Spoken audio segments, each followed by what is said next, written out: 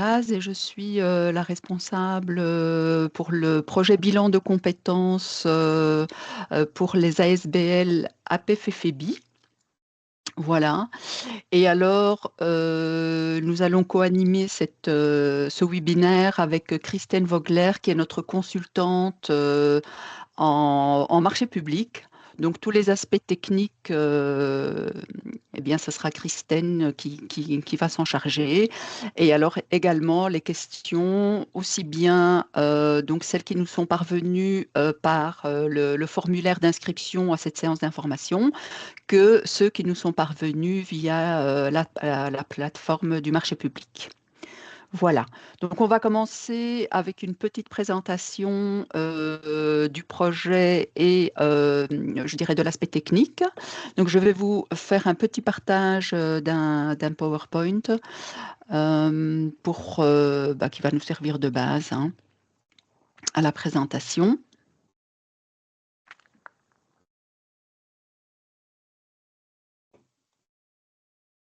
Voilà, donc je ne sais pas si tout le monde le voit.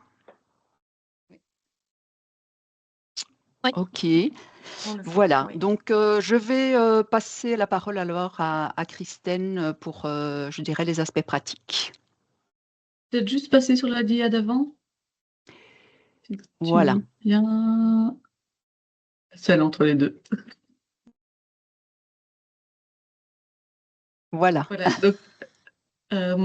Donc simplement avec Mina aujourd'hui, on va vous présenter plusieurs choses. Moi, je vais simplement vous parler du déroulement du webinaire. Mina vous présentera ensuite le marché. On parlera un petit peu de la plateforme Boza qui doit être utilisée pour pouvoir remettre une offre. Et puis quelques éléments importants du marché et notamment ceux qui ont changé par rapport au marché précédent. Alors, je veux bien la dia suivante. Alors, normalement, la présentation d'aujourd'hui est en mode webinaire. Donc, ce qu'on vous propose, c'est de pouvoir vous présenter toute une série de choses et que vous mettiez vos éventuelles questions dans le chat. On va essayer d'y répondre dans toute la mesure du possible aujourd'hui, mais de toute façon, la réponse écrite sera postée sur le forum du marché. Donc, vous aurez toutes les questions et toutes les réponses qui auront été posées et données de toute manière dans un second temps. Voilà. Alors, ah oui, et le webinaire, donc la présentation sera également remise sur la plateforme et le webinaire est enregistré, donc vous pourrez revisionner le webinaire si vous le souhaitez. Et donc, si vous avez des questions, n'hésitez vraiment pas à les mettre dans la conversation. On tentera d'y répondre le plus vite possible. Voilà, Mina. Voilà. Alors, l'objet du marché, c'est l'accord cadre qui porte sur la mise en œuvre de la prestation de services bilan de compétences en langue française, avec des options autres éventuellement en fonction des opérateurs. Donc pour les personnes salariées du secteur non marchand.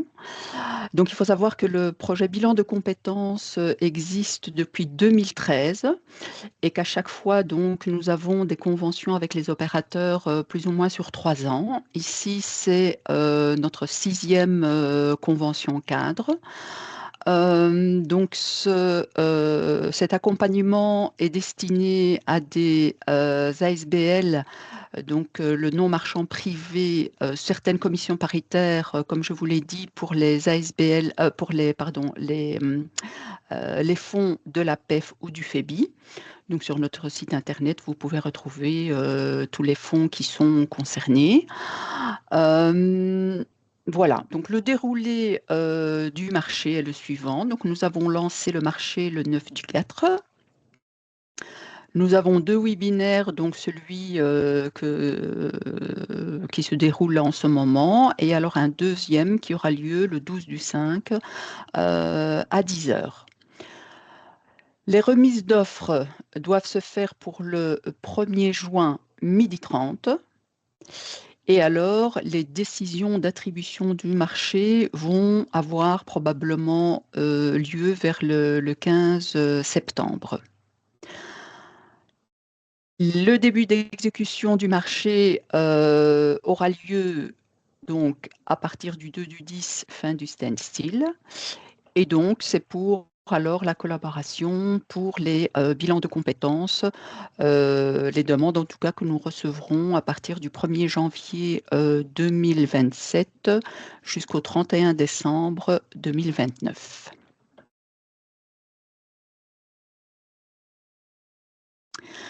Alors, ce marché public représente 7 lots. Donc, ils sont articulés autour de zones géographiques. Et donc, nous avons, sur base des demandes reçues entre 2023 et 2025, déterminé 7 lots, à savoir Bruxelles-Capitale, donc région de Bruxelles-Capitale qui représente à peu près un petit tiers de l'ensemble du marché. Nous avons la province du Brabant wallon, un peu plus de 10%. Nous avons également le Brabant flamand qui, lui, ne représente que 5% du marché. Province de Namur qui est plus ou moins à 20%. Province de Liège, 15%. Province du Hainaut, plus ou moins l'équivalent avec le Brabant, avec la province de Namur. Et alors la province du Luxembourg qui représente plus ou moins 4%. Donc ici, entre 2023 et 2025, nous avons pu attribuer 535 bilans de compétences. Et donc sur base de ces bilans reçus, nous avons une estimation des futurs bilans de compétences par région.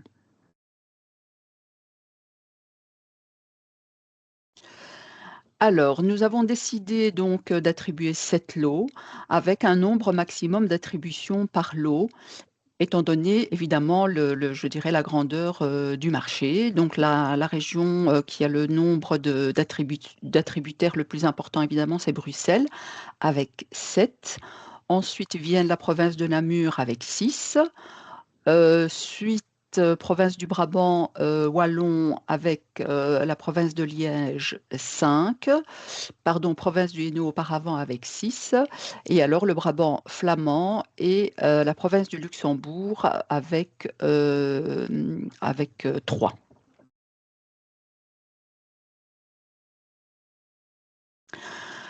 Donc, comme je vous l'ai dit auparavant, le timing et le volume estimé, c'est plus ou moins c'est entre le 1er janvier 2027 et le 31 décembre 2029, à savoir néanmoins que ce sont les demandes qui nous arrivent au 31 décembre 2029. Donc, il se peut, et il est plus que probable, que des demandes reçues, je dirais même à partir des congés d'été se poursuivent encore en partie ou alors parfois entièrement sur l'année 2030. Donc on estime plus ou moins à 540 bilans sur cette période.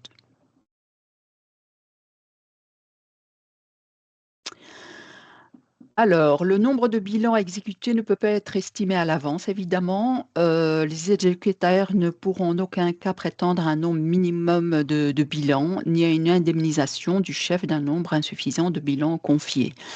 Puisque les demandes, alors certes, elles sont en évolution constante, mais par rapport à un lot ou un autre, on ne peut pas prédire qu'il y aura une augmentation ou une diminution. Néanmoins, le montant estimé de l'accord cadre est de 250 000 € hors TVA, ce qui représente plus ou moins 180 bilans par an, tout lot confondu, avec un montant maximum de 450 000 € hors TVA par an. Alors, au niveau des options, le présent marché prévoit 3 options autorisées. La langue. Donc, les soumissionnaires indiquent s'ils sont en mesure de proposer l'accompagnement dans des autres langues que le français, puisque le français est quand même la langue de base. L'accompagnement en partie à distance. Donc, ils indiquent également s'ils sont en mesure de proposer l'accompagnement en partie à distance, à la demande du travailleur, le cas échéant, l'impact que cela peut avoir sur le prix. Et alors exceptionnellement, c'est vrai que c'est arrivé très, très peu, mais je pense que sur, les dernières années, je pense que j'ai eu une seule demande, dans ce cas, un accompagnement en partie au domicile, du travailleur.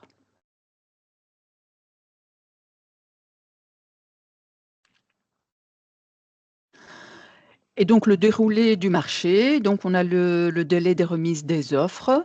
Ensuite, on a une évaluation des offres et l'attribution, des lots et alors l'exécution du marché, à partir du 1er janvier, 2027. Alors au niveau du déroulé des offres, donc là, je vais peut-être passer, la parole à Christine, pour pouvoir Oui, nous détailler, cet aspect-là. je vois juste qu'il y a une personne qui est en train d'écrire une question, donc je pense qu'elle porte sur ce que tu viens de dire. On va peut-être juste attendre celle-là. OK. Euh,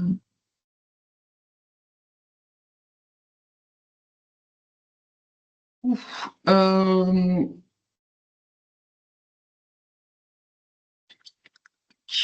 Donc la question est, Alors, quid si un opérateur passe en TVA en cours d'accord cadre alors qu'il serait non assujetti au moment de la remise d'offre? Eh bien, ça, c'est assez problématique. Donc, de deux choses l'une, soit vous oui. avez une vue assez claire sur le moment où ça va passer, alors je vous invite à le faire déjà en TVAC, euh, soit ça n'est pas le cas, et le problème, c'est que ça risque d'impliquer une modification au marché qui n'est peut-être pas autorisée. Donc, si vous voulez bien, je vais vérifier ça de mon côté, mais c'est assez problématique parce que ça veut dire que le prix final pour la PEF change en cours de marché. Je Et pense ça, qu'il y a c'est une pas deuxième possible. question. Ah non, ça, c'est Mais pas possible parce que l'évaluation des offres aura été faite sur la base du montant TVAC. Ouais. Donc la ça, c'est pas... question, c'est est-ce qu'il y a une TVA sur les bilans de compétences? Moi, dans les infos que j'ai, non. Ni sur Mais les opérations. la TVA ne dépend pas enfin, dépend principalement de celui qui répond. Euh, Et pour les bilans de compétences, ça c'est une bonne question. De mémoire, sur le Mais- précédent marché, on a eu de la TVA. ok.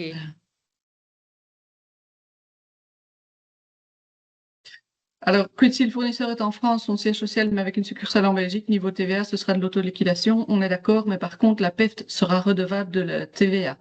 Et donc, elle devra tenir compte du prix TVA comprise dans le cadre de l'attribution du marché, parce que de toute façon, elle devra la payer. Soit à l'entité qui répond directement, soit comptablement parlant de toute façon. Donc on est bien, même si vous avez une société française, ce sera la TVA intracommunautaire qui s'appliquera, mais qui doit être ajoutée.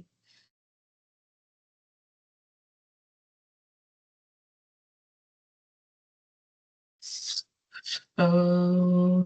donc, OK, à nouveau. oui, alors comment gérez-vous le fait que certaines entreprises doivent offrir avec TVA et d'autres pas? La comparaison de prix se fait avec la TVA. Oui, conformément à la réglementation des marchés publics, la comparaison des prix se fait TVA comprise. Pourquoi? Parce que c'est la charge financière totale pour la PEF qui doit être prise en compte. Or, la PEF ne peut pas récupérer la TVA. Ça, voilà, c'est le jeu des marchés publics, malheureusement pour ceux qui sont soumis à la TVA. Mais donc, l'évaluation des offres se fera bien TVA comprise. Et ce montant ne peut pas excéder 1 500 €, donc comme c'est stipulé, dans le marché public. Euh, voilà, je vous propose d'avancer. S'il y a d'autres questions, on les prendra au fur et à mesure, sans souci. Euh, Voilà. alors, ici, on va simplement vous expliquer un petit peu, mais je pense que la plupart sont déjà sur e-procurement, mais c'est pour être certain d'avoir tout le monde au même niveau. Donc, pour pouvoir répondre au marché, tout se passe via la plateforme e-procurement. Et donc, c'est obligatoire maintenant depuis 2023. Et donc, l'idéal est que vous soyez sur cette plateforme. Alors, pour pouvoir y accéder, vous suivez simplement l'adresse www.publicprocurement.be et vous suivez continuer en tant que fournisseur. Et là, je veux bien la suite. Voilà, et vous devrez suivre différentes étapes. Donc la première chose, c'est que si vous suivez continuer en tant que fournisseur, ensuite, vous devez créer un compte utilisateur. Et une fois que le compte utilisateur sera créé, vous devrez ajouter une entreprise. Vous avez mis plusieurs slides après, sans quoi ça ne servira à rien du tout. Donc quand vous avez créé votre compte utilisateur, en suivant suivre le fournisseur, vous arrivez sur votre écran, et sur votre écran, ça ressemble... Attends, je veux bien... C'est plus La où tu es, suite. Lina. Non, je veux bien Ah. la précédente, j'étais encore sur l'autre. Ah, encore avant, voilà. Donc quand Oui, vous avez désolée, là. Non, pas de souci.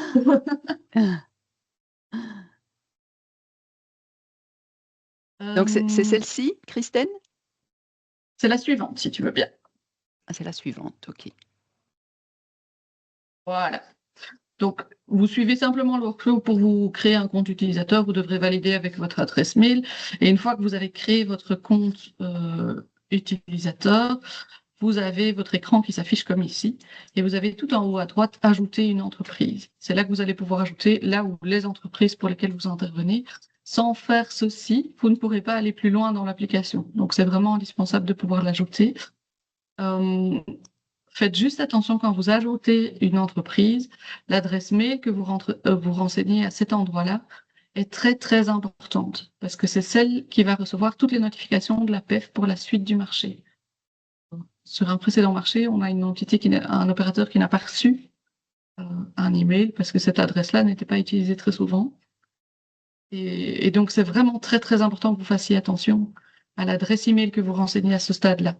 Si vous avez déjà un compte sur la plateforme, n'hésitez pas à aller vérifier quelle est cette adresse, parce que c'est celle qui va recevoir toutes les notifications. Voilà. Alors, ceci, c'est simplement le lien pour accéder au marché, mais si vous êtes tous ici, c'est qu'a priori, vous y avez eu accès. Sinon, vous pouvez toujours le rechercher sur e-procurement en cliquant sur BDA, qui aujourd'hui est Bulletin des adjudications, et en faisant une recherche sur bilan de compétences. Vous allez tomber sur la publication. Et ça, c'est l'écran qui va s'afficher pour ce marché-ci. Alors, un petit conseil, n'hésitez pas à cliquer sur Ajouter aux favoris, tout en haut à droite de l'écran, parce que ça veut dire que ce marché-là va rentrer dans vos dossiers. Et donc, à chaque fois qu'une publication sera faite, des réponses aux questions, un éventuel avis rectificatif du marché, vous allez recevoir sur l'adresse email que vous avez renseignée une notification. Alors, ça vous permet d'éviter d'aller voir tous les jours si quelque chose a changé. Vous serez notifié automatiquement si vous l'avez mis dans vos favoris. Attends, juste une petite chose. Et tout à fait à gauche, dans la colonne de gauche, pardon, le dernier espace qui est disponible, c'est le forum de questions-réponses. Donc, si vous cliquez dessus, vous avez la possibilité de poser des questions. Le forum sera ouvert encore après la deuxième séance de webinaire. Et donc, les questions qui sont posées sont visibles par tout le monde une fois qu'on y a répondu. Donc, n'hésitez vraiment pas à poser vos questions si vous en avez même pendant que vous rédigez votre offre. L'objectif est de pouvoir répondre à toutes les questions qui sont posées. Et je précise jusqu'au 15 mai. C'est ça, exactement. Merci, Mina. Alors, une fois que vous avez décidé de remettre offre pour ce marché-là, il y a différentes étapes à suivre pour pouvoir le faire. Alors, il faut faire attention parce que les procurements, ce sont vraiment des étapes séquentielles. Et donc, à chaque fois que vous allez faire une étape, ça va ouvrir un nouvel espace. Donc, si vous ratez une étape, voilà, c'est pas toujours évident d'avoir la suite. La première chose à faire, et vous allez voir dans les slides suivants, on va les détailler, c'est de confirmer votre participation. Parce qu'en confirmant la participation, vous avez un espace de soumission qui s'ouvre, où vous allez pouvoir mettre des documents, finaliser votre offre, générer ce qu'on appelle un rapport de dépôt. C'est un rapport qui dit, voilà, tous les documents X, Y, Z ont été déposés sur la plateforme, et c'est ce rapport de dépôt que vous devrez signer électroniquement. Et une fois que vous avez signé électroniquement votre rapport de dépôt, ne pas oublier d'envoyer l'offre. J'ai encore beaucoup d'opérateurs qui signent et qui oublient de l'envoyer. de l'autre côté, l'adjudicateur n'a aucune vue sur ces offres en préparation et il ne sait donc pas en tenir compte. Alors, un petit mot en termes de signature. On est bien sur une signature électronique qualifiée. Donc, c'est une signature électronique avec une carte d'identité électronique ou un certificat électronique. Vous pouvez tout à fait tester cette signature sur l'espace de démo de la plateforme. Donc, n'hésitez pas à le faire parce que souvent, il y a un petit plugin à télécharger avant de pouvoir signer. Et quand on doit le faire en dernière minute avant de remettre son offre, ça peut être stressant. Donc, n'hésitez pas à aller la valider avant ça pour que ce soit faisable. Alors, je vois que j'ai une question ici sur le rapport de dépôt. Alors, le rapport de dépôt, vous avez deux possibilités pour le signer. Soit de vous le signer en ligne directement avec votre carte d'identité électronique en connectant votre lecteur, soit de vous générer un PDF et vous le signez en dehors. Mais si vous le signez en dehors, faites bien attention que ça doit être une signature électronique qualifiée. Donc, si vous utilisez Adobe, ça doit être, vous devez utiliser un certificat et pas remplir et signer. Ça, c'est pas suffisant. Ça, c'est un simple paraphe, si vous voulez. Et donc, il faut vraiment bien faire attention à ce niveau-là. Si vous l'exportez en PDF et puis que vous le réinjectez, ce qui est tout à fait autorisé, faites attention à la signature parce que s'il n'y a pas de signature électronique qualifiée, il n'y a pas d'offre. C'est vraiment rédhibitoire, on ne sait rien faire avec ça. Et alors, je vois qu'il y a une autre question par rapport au montant et aux 1500 maximum de prix unitaire. Effectivement, les 250 000 €, c'est le grand maximum qui est attendu, mais sachant très bien que ce ne sera pas le cas, hein. Ici, on est un peu dans le maximum. Et effectivement, lorsqu'on divise 250 000 par 180, ben, ça fait au-delà de 1500 par BC. En général, on a plus ou moins une moyenne puisque les bilans de compétences qui ne vont pas à leur terme parfois sont facturés moins puisque le nombre d'heures effectif n'est pas celui qui est conventionné. Et donc, on est plus ou moins ici à une moyenne par bilan pour l'année passée autour de 1 350 € par bilan de compétences.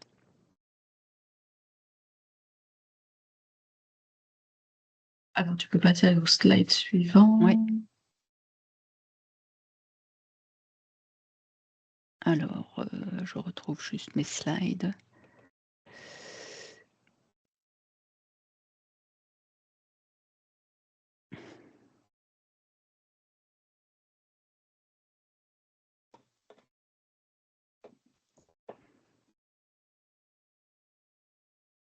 Alors oui, c'est le cas. Et cette question-là avait été posée sur le forum et j'avais mis un lien vers l'espace, le centre d'aide qui explique comment faire. Donc normalement, vous avez un lien que vous pouvez suivre sur le forum, justement.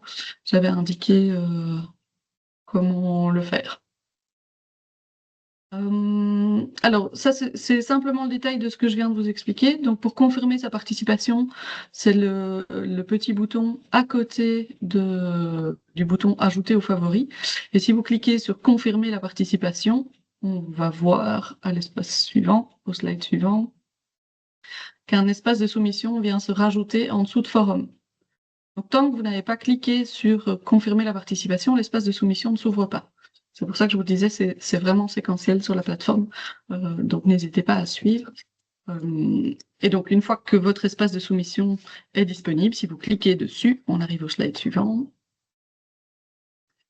Vous avez cet espace de soumission. Alors, dans l'espace de soumission, vous voyez toujours en haut à droite le temps qu'il vous reste pour remettre une offre. Donc, c'est une espèce d'horloge à rebours qui vous dit combien il vous reste. Et si vous voyez en dessous, gérer les droits d'accès, vous voyez qu'ici, il peut y avoir plusieurs personnes qui ont accès à la soumission pour la préparer, par exemple. Alors, l'étape suivante, si vous voulez répondre, c'est d'aller ajouter des documents. Donc, vous cliquez dans le menu de gauche sur l'espace documents et vous allez ajouter des documents. Et une fois que vous aurez ajouté des documents, le bouton finaliser est disponible. Et donc, quand vous avez ajouté tous vos documents, vous cliquez sur finaliser et l'espace suivant va s'ouvrir, si tu veux bien aller après. Voilà. Et donc, en dessous de document, vous avez un espace qui s'ouvre pour la signature de votre offre. Tant que vous n'avez pas finalisé votre offre, l'espace de signature ne s'ouvre pas. Et donc là, vous le voyez, vous avez deux possibilités. Soit de vous télécharger et puis vous importez une copie signée, ça c'est un mode de fonctionnement, soit de vous signer directement avec l'e-ID. Et là, il n'y a pas la nécessité de sortir le PDF et de le faire rentrer. Donc une fois que vous avez fait ça, soit en téléchargeant, le signant à l'extérieur et en le remettant sur la plateforme, soit en le signant directement sur la plateforme, vous cliquez sur envoyer. Alors faites bien attention aussi. Je dis beaucoup, faites bien attention, mais c'est une procédure qui est très très stricte, c'est la procédure ouverte, et donc on n'a pas beaucoup de marge de, d'erreurs et donc de possibilité de récupérer des opérateurs qui feraient des erreurs. La signature électronique est indispensable, ça c'est une chose, mais en plus, en fonction de votre entité, il est possible qu'il y ait plusieurs signatures qui soient nécessaires. Et donc dans ce cas-là, de nouveau, deux possibilités. Soit de vous télécharger, vous le faites signer par plusieurs personnes et vous le remettez sur la plateforme, soit vous avez la possibilité de faire rentrer plusieurs personnes sur la plateforme et donc de signer de manière séquentielle. Mais donc, la plupart du temps, une ASBL, il faut au minimum 2 personnes qui signent. Donc, si c'est le cas, faites attention. L'autre solution, c'est d'avoir une procuration. Et dans ce cas-là, la procuration, elle doit être mise avec l'offre. Voilà. Une fois que vous avez signé votre rapport de dépôt, vous envoyez votre soumission. Et si vous ne l'avez pas signé, normalement, la plateforme vous dira attention, vous n'avez pas signé le rapport de dépôt. Si vous confirmez quand même, ben voilà, votre offre, elle partira sans signature électronique. Donc, si vous recevez ceci, retournez à l'étape précédente qui est la signature pour signer l'offre et puis seulement retournez sur le bouton envoyer. Donc, il y a une question qui arrive. En attendant la question, quand vous cliquez sur envoyer, dans les 5 minutes, vous allez recevoir par mail une confirmation du dépôt de votre offre.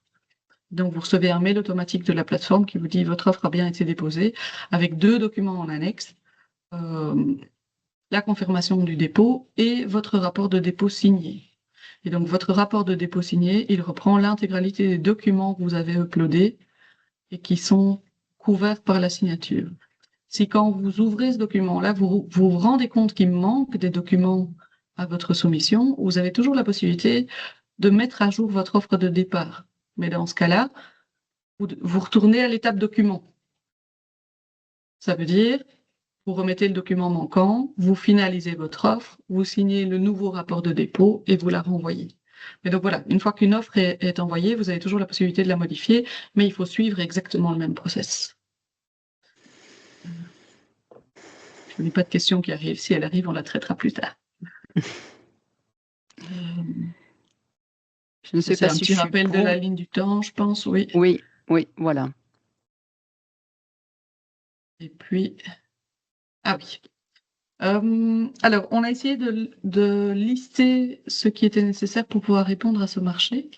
Et donc, pour qu'une offre puisse être prise en compte, la première chose, c'est qu'elle doit être introduite à temps.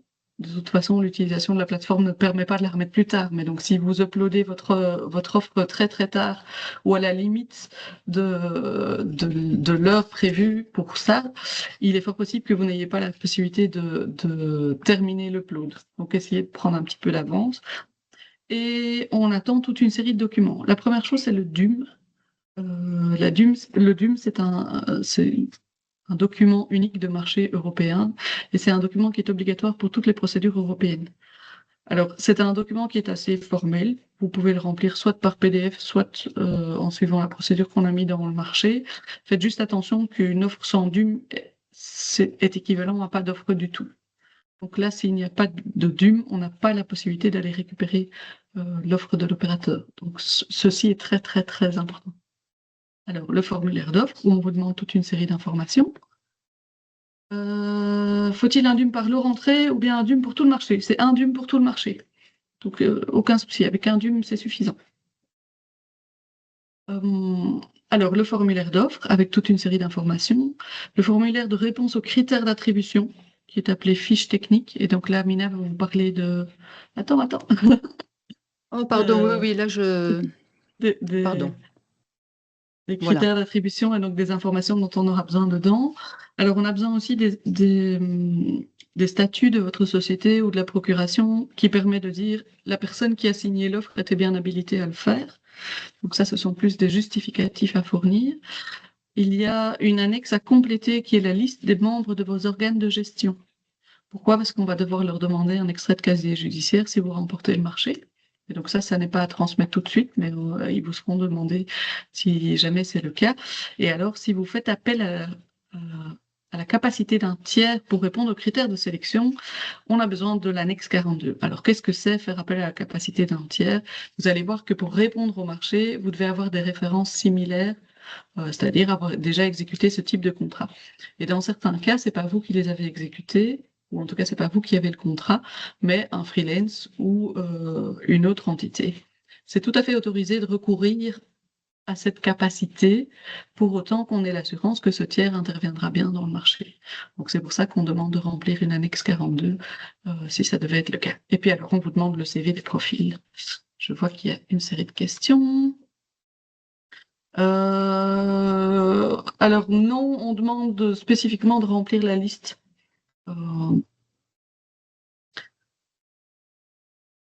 Et pas le registre UBO. Le signataire peut-il être la personne qui porte la délégation journalière? Non. Alors, sauf si vos statuts prévoient expressément qu'un délégué à la gestion journalière peut signer une offre pour un marché public. Par défaut, ça n'est pas le cas. Donc, ça n'est pas suffisant. Évidemment, si vos statuts prévoient qu'il peut signer une offre pour un marché public, alors c'est autre chose, mais par défaut, c'est pas le cas. Alors, si nous soumissionnons à 3 lots, peut-on faire une offre pour les différentes régions et devez-vous recevoir 3 offres différentes avec un même contenu? Non, non, c'est une offre pour les 3 lots, mais vous allez voir que dans les fiches techniques, il y a des informations différentes à remplir par lot. Ina, arrête-moi si je me trompe, mais de mémoire, c'est comme ça que ça fonctionne. Oui. Et donc, on attend bien une seule offre pour tous les lots. Et vous cochez le nombre de lots pour lesquels vous faites offre. Et, vous avez Tout à des fait. petits boutons par lot. Alors, la question suivante est pour toi, Mina. Si je me rappelle bien, Oui. vous prévoyez plusieurs soumissionnaires par lot.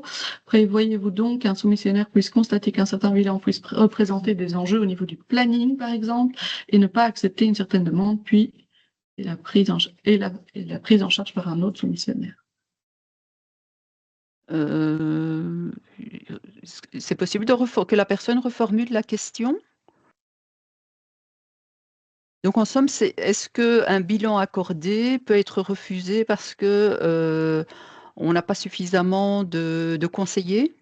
C'est ça Non, la en fait, question? c'est pas tout à fait ça la question. C'est que si jamais il y a un problème de planning, est-ce qu'un soumissionnaire qui a reçu, enfin qui a obtenu le lot, peut dire pour Mmh. cet accompagnement-ci, je ne suis pas disponible, et qu'un autre soumissionnaire qui aurait aussi eu le lot puisse alors l'exécuter? Oui, tout à fait, ça OK. arrive. Alors il arrive que, un opérateur soit, je dirais au maximum de ses capacités, pour pouvoir mener à bien les bilans qu'on lui confie et à un moment donné, il est tout à fait possible de nous dire: «Attention, là pour le moment, je n'ai pas suffisamment de disponibilité. Est-ce qu'il est possible d'arrêter de m'envoyer, des personnes, à prendre en charge?» Auquel cas, on va simplement sur le site internet suspendre momentanément, donc le temps que l'opérateur nous redonne le feu vert, l'opérateur pour, le lot en question et donc ce sera alors, enfin le travailleur ou la travailleuse pourra choisir parmi, les autres, soumissionnaires. Merci beaucoup, hein. Merci. Voilà, c'était ça votre question? Oui, tout à fait, parfait. Voilà, parfait. C'est Euh, déjà arrivé qu'on soit au courant de cette manière-là, en envoyant, une personne, on nous dit: «Ah beh, écoutez, pour le moment, c'est pas possible», et alors on oriente alors la personne vers quelqu'un d'autre. Ça peut aussi arriver il peut aussi arriver, enfin,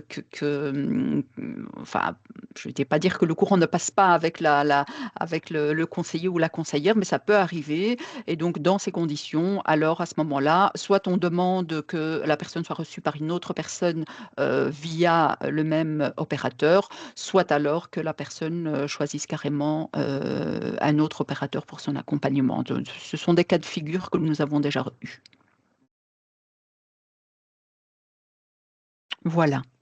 Alors, il y a plusieurs autres questions. Faut-il un DUM spécifique pour chaque tiers impliqué dans l'offre? Alors, attention, les tiers dont je parlais ne sont que pour la condition d'entrée dans le marché. Je m'explique. Les références similaires que vous voyez ici à l'écran, c'est la condition pour pouvoir participer au marché.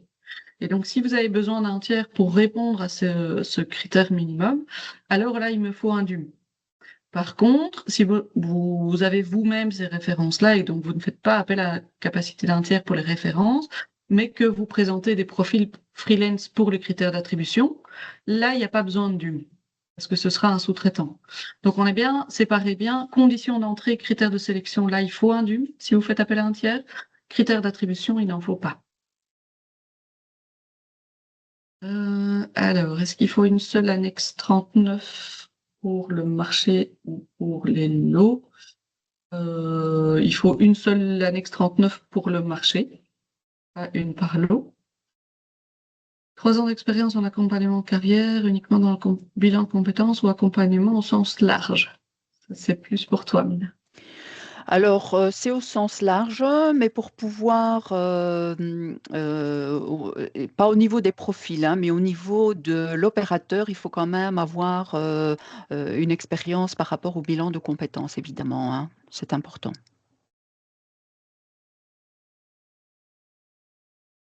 Et alors, Excusez-moi, je n'ai pas bien compris la réponse à ma question pour l'annexe 39.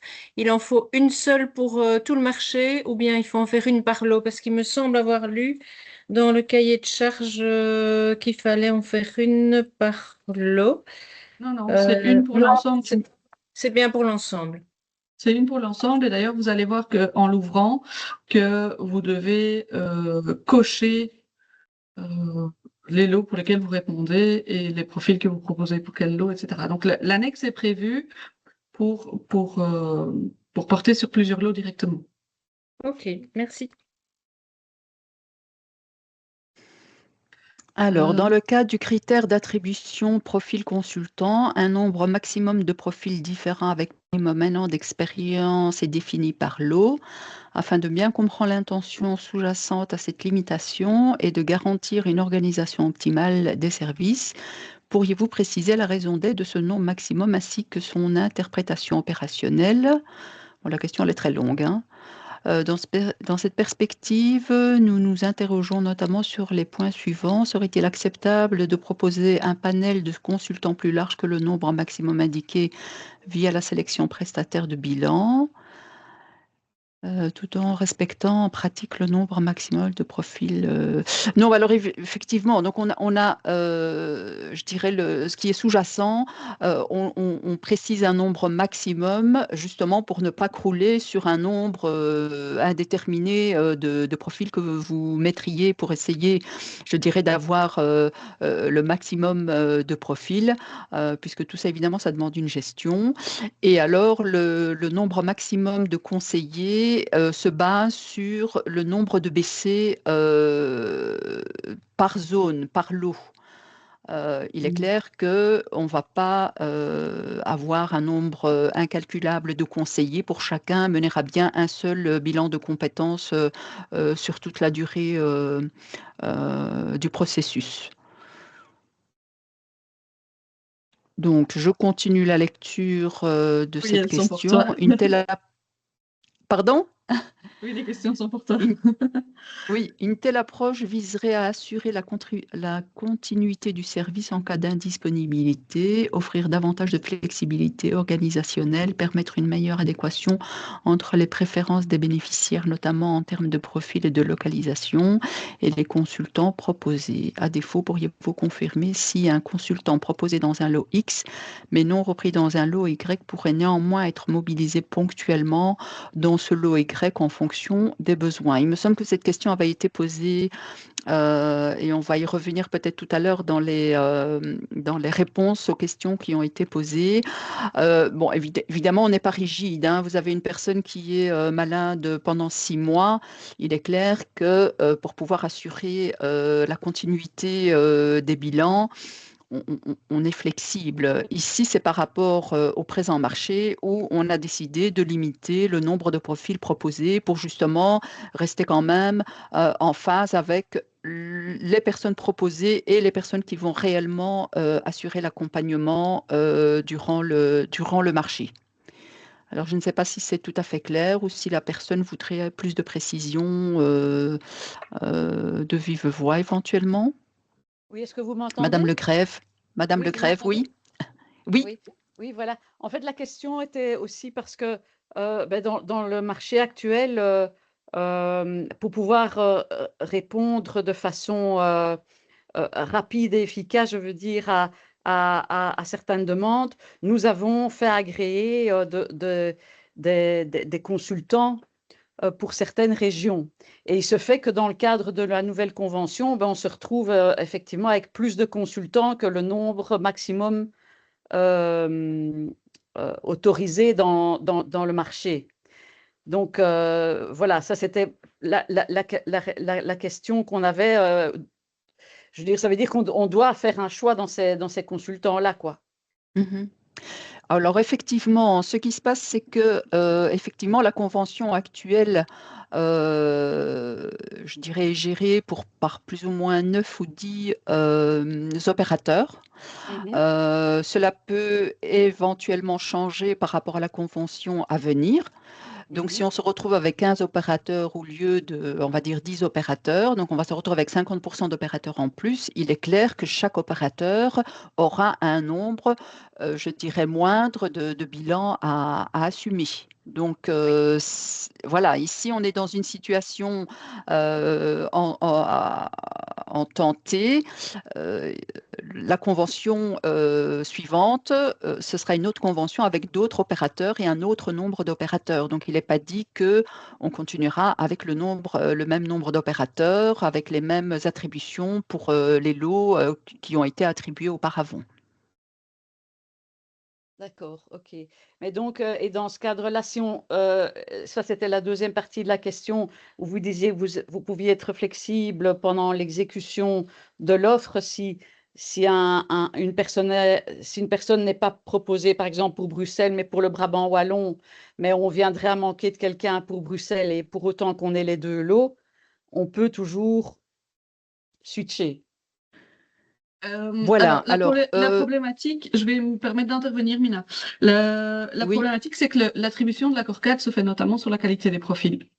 Et Oui, donc, oui, bien sûr. Oui, mais la personne sera reprise dans l'autre, évidemment. Oui, oui.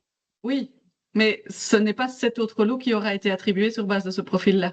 Oui, Donc, c'est voilà, l'attribution de l'accord cadre dépend notamment de la qualité des profils et des profils qui ont été affectés à ce lot-là. En termes d'égalité pour les différents opérateurs, on ne pourra pas faire passer un consultant d'un lot à l'autre si ça n'était pas prévu dans l'offre de départ. Donc, ça veut dire que les consultants proposés pour un lot X devront rester dans le lot X. C'est ça. OK.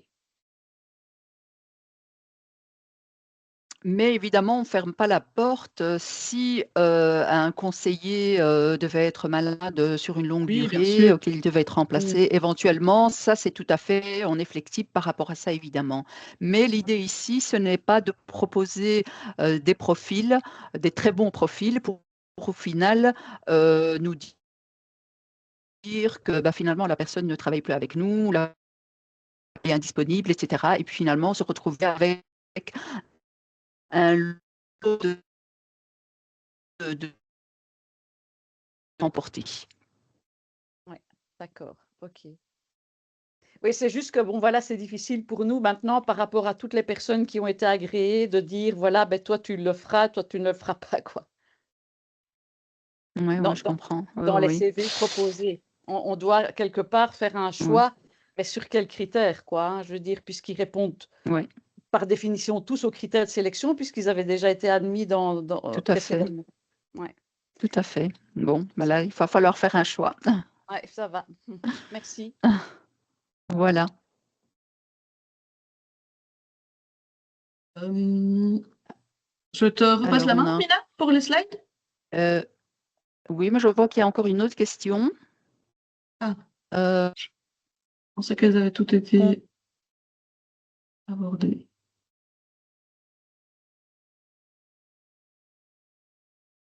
concernant en revue les réponses. Alors, page 17, profil consultant. Alors, l'opérateur présente au maximum 5 profils différents sur Bruxelles avec au maximum 1 an d'expérience. Il y a 2 questions, Oui, mais je ça ne aussi, sais pas c'est une si des questions. il y a des coupures dans l'audio, donc je ne sais pas si vous avez répondu déjà à la première de mes questions. Est-ce que je peux demander aux Euh, participants d'enlever la vidéo? Je pense qu'on va gagner en bande passante.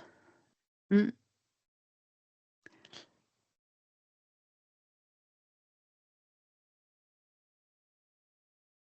Alors ici, mettre, oui, du moment que vous êtes dans le maximum autorisé, vous pouvez mettre un nombre moindre de profils par lot, tout à fait. C'est Vous ne pouvez pas l'inverse, en hein, mettre donc plus, mais vous pouvez en mettre moins. oui, c'est Ah, ça. pardon. Non, c'est l'inverse, c'est qu'au total, on a plus que 5 consultants. Et donc, l'idée, c'est d'avoir une équipe totale de plus que 5, mais en respectant le nombre par lot. Donc, 5 sur Bruxelles, 4 sur Namur, 2 en Brabant-Wallon, avec des personnes différentes. Ça, c'est OK. Ou pas? Euh, Donc, c'est pas 5 puisque consultants. 5, ah, c'est pas 5 sur Bruxelles, c'est moins de Si, 5. si, 5 sur Bruxelles et puis 4 sur Namur, mais avec d'autres personnes. Enfin, il y en a qui couvriraient plusieurs lots et 2 en Brabant-Wallon. Donc, au total, on arrive à 7 personnes au total, 7 profils. Sur 3 Oui, lots. donc ça Sur 3 lots. oui, c'est ça. Ça pose pas de problème. C'est le nombre de Mhm. profils par lot qui est limité. C'est par Ok. lot, c'est le maximum D'accord. par lot. Et alors, une question que je n'ai pas mis là, mais voilà, moi, il est possible que je prenne ma retraite dans 2 ans, donc la 3e année, je me ferai remplacer par un autre CV, donc ça ne pose pas problème. Ça, c'est prévu dans le marché. Hein. Si en cours de C'est marché prévu. pour des questions de force majeure, il est logique que vous puissiez présenter Oui. un profil. Le seul problème ou la seule exigence, c'est que le profil en question ait des qualifications équivalentes. Parce que Mais de je les nouveau... mettrai déjà dans l'offre, hein, donc j'ai déjà Ah, ben prévu voilà, effectivement alors le ça ne cas de pose pas de figure. problème. Oui. Ouais. Ok. Ouais. Parce que comme l'attribution dépend de la qualité des profils, ben, c'est logique que si en cours de marché, un profil doit être remplacé pour X ou Y raison, il faut que le nouveau profil ait des compétences au minimum équivalentes. Ok, merci. Voilà, et la deuxième partie de la question, donc c'est le nombre de profils différents. Donc on a dit 5 maximum pour Bruxelles et 4 profils pour les autres lots. Voilà, parce que la phrase n'était pas très claire, donc j'avais un Oui, doute. tout à fait. Merci. Voilà. C'est bien ce que je pensais, mais dans le doute. Voilà. Donc là, on va reprendre le fil alors de notre présentation. Donc là, on arrive aux critères de sélection.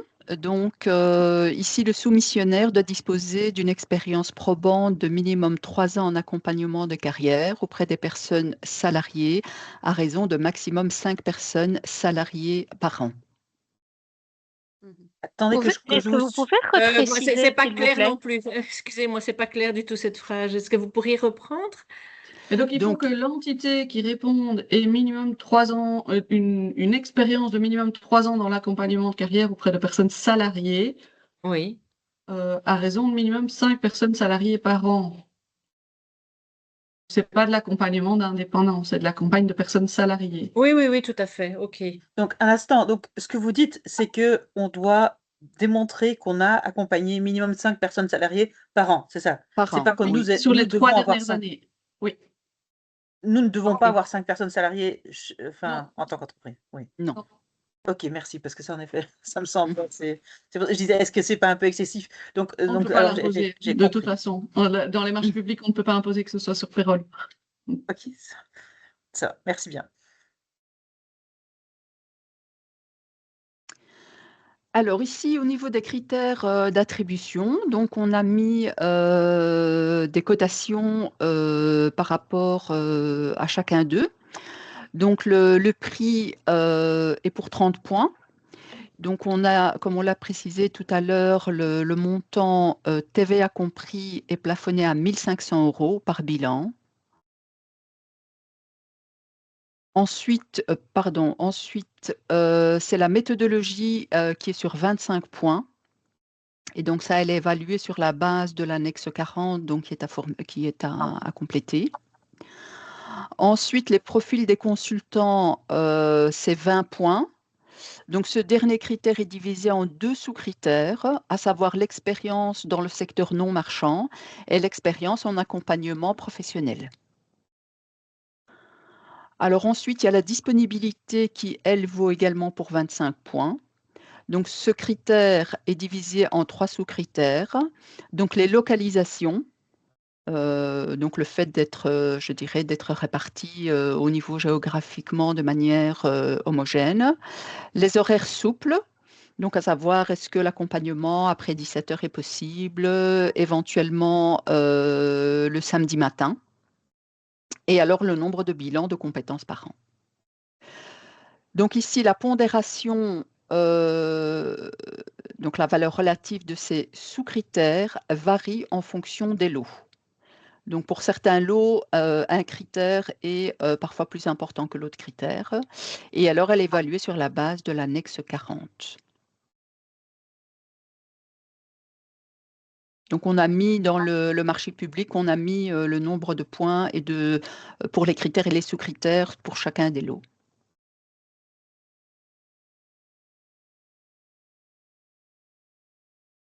Alors, Là, c'est moi qui vais prendre le relais. voilà. OK, c'est les questions.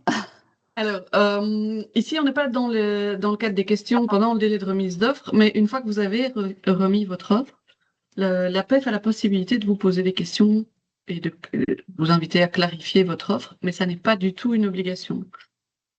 Donc, l'idéal, c'est qu'évidemment, votre offre soit déjà OK dès le départ, et c'est surtout ces clarifications, ces précisions, ces compléments ne peuvent de toute façon pas porter sur un élément essentiel de l'offre. Donc typiquement ici, en termes d'éléments essentiels, on parle de prix, on parle de profil des consultants, voilà, ce genre de choses-là. Donc faites peut-être juste attention à ce niveau-là. Alors quelques erreurs rédhibitoires pour lesquelles on ne peut rien faire. Donc il n'y a pas de possibilité de repêchage. C'est l'absence de DUM, comme je vous le disais. Le fait que ce ne soit pas la bonne personne ou pas les bonnes personnes qui signent une offre. Donc pas de délégué à la gestion journalière, s'il vous plaît. Le fait qu'il n'y ait pas de signature électronique qualifiée du rapport de dépôt, là aussi, on ne sait rien en fait, on ne sait pas vous repêcher. Et alors le fait que votre offre soit incomparable ou que l'engagement soit incertain. Qu'est-ce que ça veut dire ça? Ben, c'est typiquement une offre qui aurait 2 prix différents à 2 endroits différents pour un même lot. Et là, la seule chose qu'on peut faire, c'est écarter toute l'offre. Et donc ce serait dommage. Donc un tout petit conseil, éviter de dédoubler des informations à des endroits différents, parce que c'est la meilleure manière d'avoir des problèmes à ce niveau-là. Alors au niveau du choix des adjudicateurs, ben, on en a un petit peu parlé. Donc au regard des critères d'attribution, le nombre d'attributeurs qui a été décidé par lot, donc de mémoire pour Bruxelles, c'était 7 attributeurs, ben, ce seront les 7 premiers classés au regard des critères d'attribution pour ce lot. Donc c'est comme ça qu'on va aller identifier les attributeurs par lot. D'où l'importance de bien écrire, de bien remplir l'annexe 40, parce que c'est elle qui va conditionner l'évaluation des critères d'attribution. Alors, il y a une petite question par rapport à ces critères géographiques. Faut-il viser large au sein d'une province, par exemple? Cela sera-t-il évalué comme une force pour le projet? Mina, je pense que tu pouvais préciser ce qu'il en était. Viser large, c'est-à-dire, en général, on va vous demander quelles sont les localisations que vous avez dans chacune des régions, donc de préciser les adresses des localisations dans un lot. Donc il est clair qu'une meilleure répartition est avantageuse par rapport à ce lot. Oui, si je peux préciser, c'est lié au fait que quand on s'engage sur une province, au plus on voit sur périmètre en termes de kilomètres large, au plus on est évalué positivement. Parce que notre critère géographique, il peut être aussi une couverture large en matière de lot, c'est-à-dire offrir plusieurs lots et donc voilà, tourner autour de nous, mais en changeant de province, ça ne sera pas évalué positivement. C'est Puisqu'on va être l'évaluation dans le évalué lot Ouais. par lot. Oui, c'est ça. C'est L'évaluation lot se par fait lot. lot par C'est lot. lot On n'a pas par lot. l'autorisation de Oui. faire tout lot confondu. Oui, c'est ça. OK. Parce que Donc, au si- plus on va loin dans sa propre province, voilà, au mieux c'est. OK. voilà. C'est donc dommage de ne pas être au milieu de sa province. OK, ça va. Merci. On préfère autant avoir quelqu'un qui a une belle répartition dans sa province, plutôt Oui, que d'avoir quelqu'un qui a une seule adresse sur chacun des sur lots. chacun des lots. Oui, c'est ça. Voilà, D'accord. c'est OK. c'est plus intéressant de bien couvrir, le lot pour lequel on postule et il est rare qu'on ait des opérateurs qui postulent pour tous les lots parce que Bien voilà, sûr. c'est Oui, oui, c'est oui, plus bien compliqué sûr. ou alors ils Oui, sont déforcés pour, l'un ou l'autre lot parce qu'ils ont moins de en tout cas par rapport aux localisations, parce qu'ils ont moins d'adresses, ça c'est sûr. d'accord. Merci bien. Voilà. Là, pour ceci,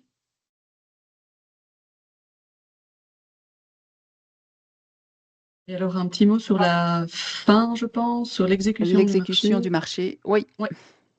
C'était un petit peu pour expliquer comment se passe l'attribution des marchés subséquents. Je ne sais pas si tu veux le faire, Mina, ou si tu veux que je l'explique.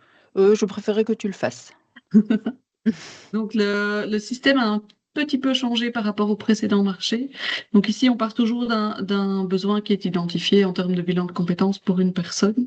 Et dans ce cas-là, le choix s'opère sur la base de deux critères qui ont un poids égal, à savoir d'une part la pertinence de l'offre de l'opérateur concerné pour le travailleur qui est concerné ici en l'occurrence. Et la deuxième chose, c'est la disponibilité du lieu de prestation en termes de localisation et d'accessibilité par rapport au domicile ou au lieu de travail du travailleur concerné et aussi les horaires en termes de disponibilité. Donc on est bien, est-ce que l'offre des attributaires de ce lot-là sont les plus pertinents pour le travailleur concerné. Une fois que l'opérateur est choisi, c'est notifié. Donc vous avez l'information, vous avez remporté le bilan de compétences, les prestations sont exécutées et à la fin du bilan de compétences, vous devez transmettre un certain nombre d'informations. À la fin du bilan de compétences, c'est la transmission de l'attestation de présence. À la fin du trimestre, c'est la liste des bilans de compétences qui ont été effectués. Et à ce niveau-là, il y a un délai de vérification. Par contre, je vois que j'ai laissé une erreur. Le délai de validation et de paiement est à présent un délai unique de 30 jours. Donc, c'est pas 30 plus 30, c'est 30 pour faire la validation et le paiement des prestations. Mais on fonctionne déjà comme ça. Oui, je pense. Donc voilà, mais je corrigerai dans la présentation, ça c'est ma faute, je l'ai laissé. Voilà.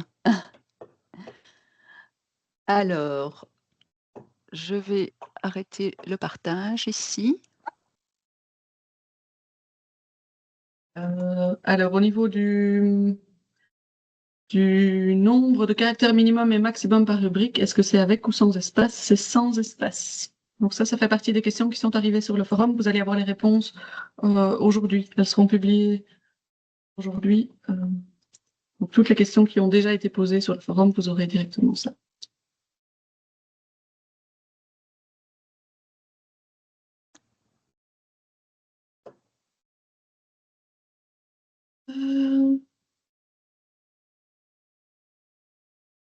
Ça, c'est pour toi, Mina, mais je pense que le caractère succinct est justement parce que ça sera présenté aux travailleurs. La fiche destinée au public de 1000 caractères. Alors ici, oui, c'est effectivement, c'est par rapport à la présentation de la méthodologie de chaque opérateur. Donc ici, c'est succinct. Ensuite, on vous demandera quelque chose de plus détaillé lorsque vous avez remporté le marché pour pouvoir le mettre sur le site internet, hein. Ici, c'est simplement un petit, je dirais, une vue d'ensemble par rapport à la méthodologie pour pouvoir compléter notre site internet. Dans ces 2000 caractères, parce que sur la fiche, je pense qu'il faut mettre aussi les noms des intervenants et les lieux où on consulte. Est-ce que tout ça est repris dans les 2000 Non. caractères? Alors, Non. c'est le nom des personnes et les lieux sont à remplir dans l'annexe 39, dans le formulaire d'offre. Oui, il me semblait que c'était dans cette fiche, mais j'ai peut-être une ancienne version alors de la fois précédente. Ah, ça, Non, c'est j'ai possible. Elles ont changé. localisation du bilan de compétences, dénomination du lieu, jour, heure et modalité pour réaliser le bilan de compétences, coordonnées et moyens d'accès. Donc ça, ce sont les adresses. Ça, c'est bien le bon formulaire. Parce que C'est du coup, si on possible. doit mettre Je ne l'ai pas tous- devant les yeux, donc voilà. si on doit mettre tout ça dans les 2000 caractères, c'est un peu c'est très court. Oui, c'est impossible. Il y a 4-5 rubriques, je crois, dans la Oui. fiche descriptive et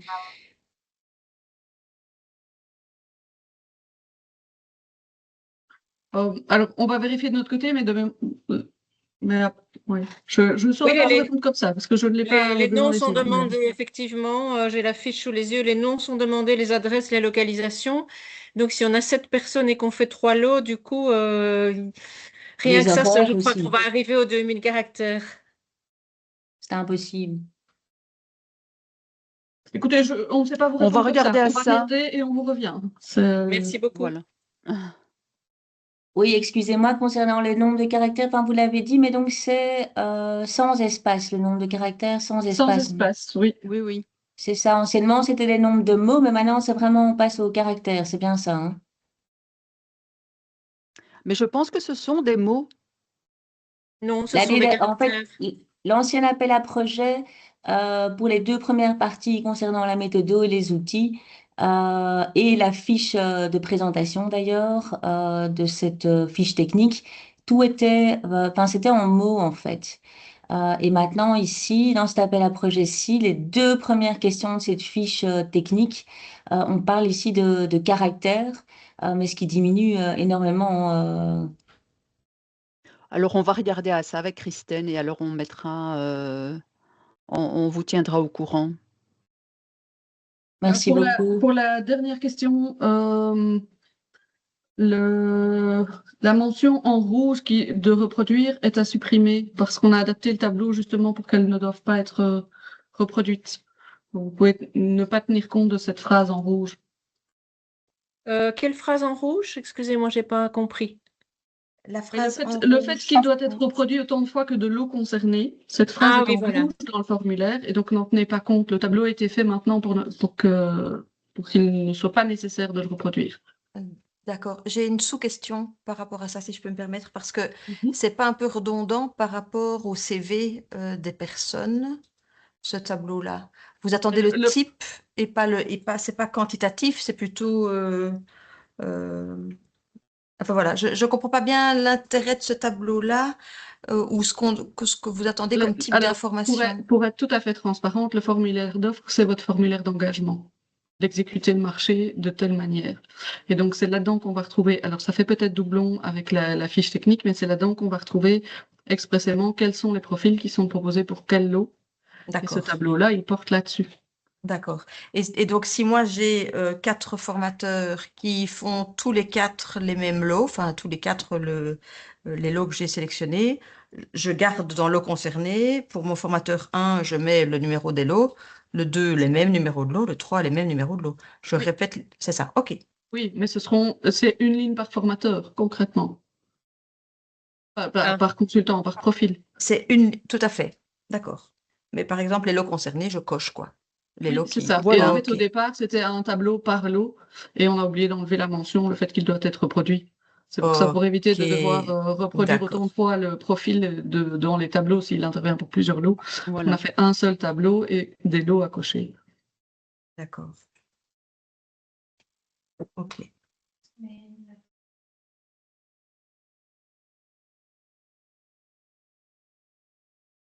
Est-ce qu'il y a d'autres questions?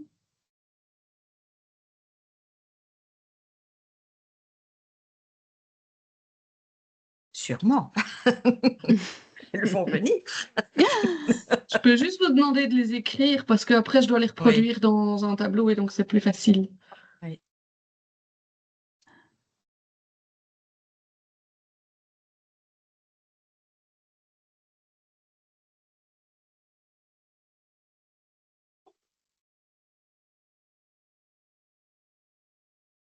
Oui, moi, oui, non, je vais l'écrire, pardon. Vous pouvez la poser, mais j'ai besoin de l'avoir écrite après, si vous voulez.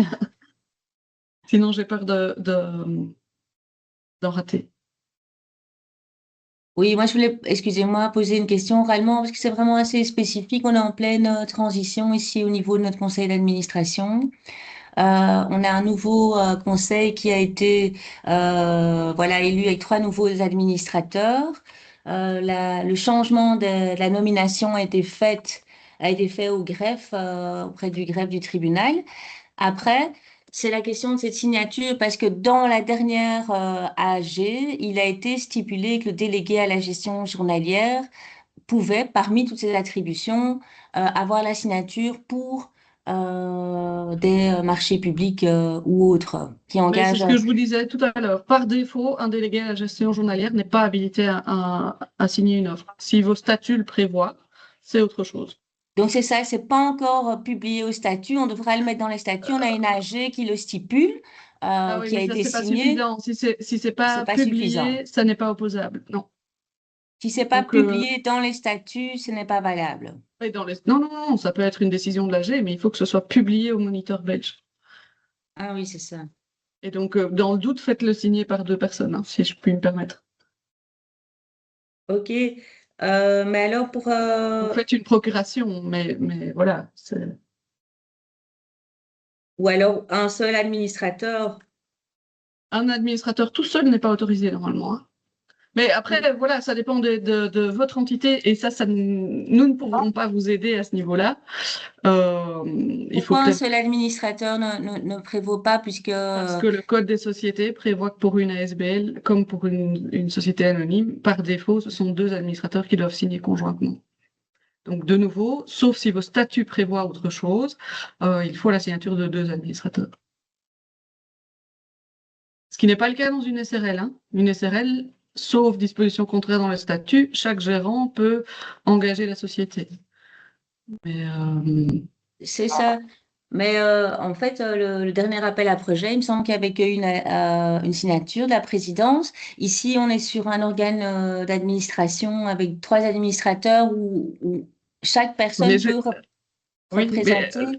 alors c'est Oui, spécifique à votre entité. Ici, oui, on n'est pas censé généraliste. Oui, accompagner. c'est pour ça que je Oui. disais oralement. Je m'excuse, ça va, j'arrête. Non, non, non, j'ai pas de souci. Mais ça vaut peut-être la peine de vous renseigner auprès de quelqu'un qui est compétent en marché public pour vous accompagner sur ce point-là. Mais par défaut, normalement, c'est pas suffisant.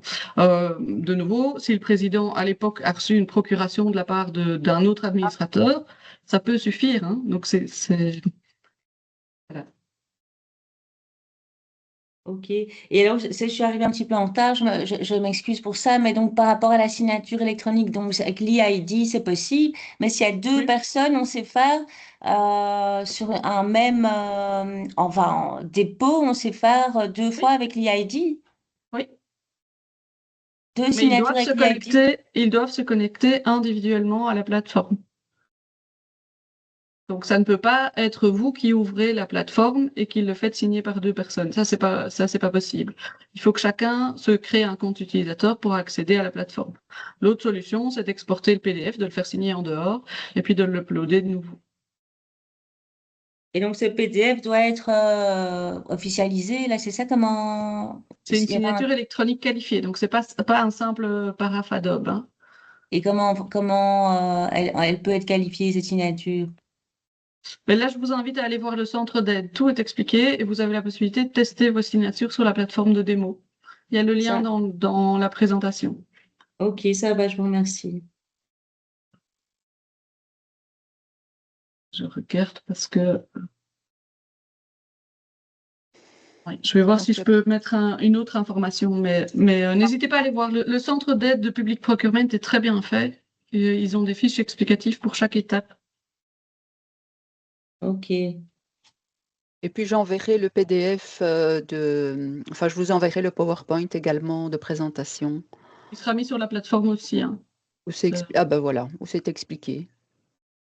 Voilà. Et je vous mets Merci. dans le chat et ce sera mis dans les réponses un post sur LinkedIn qui explique les différences.